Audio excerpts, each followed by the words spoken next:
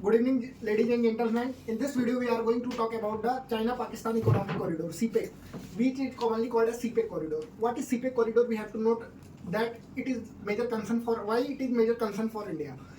China-Pakistan Economic Corridor passes from Gilgit-Baltistan province, which India says it is the integral part of the India.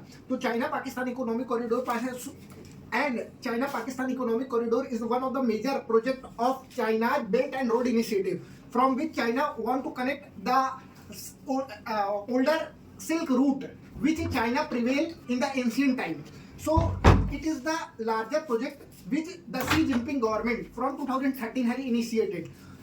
The major concern of India with respect to CPEC is that CPEC passes from POK, that is Pakistan occupied Kashmir, which is an integral part of Indian territory, which India says always.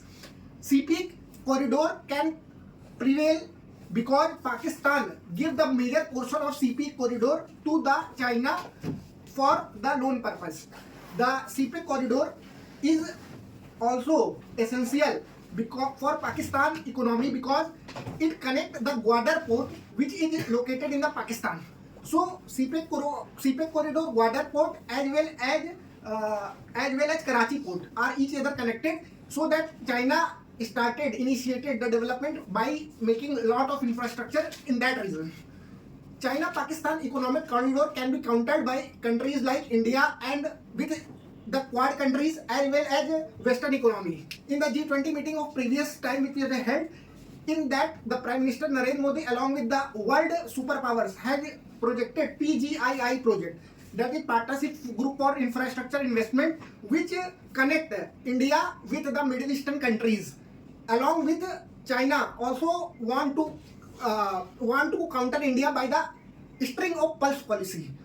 India had counteracted string of pulse policy with the diamond necklace policy, from which India had contracted many of the neighboring countries to interact and took some ports in response.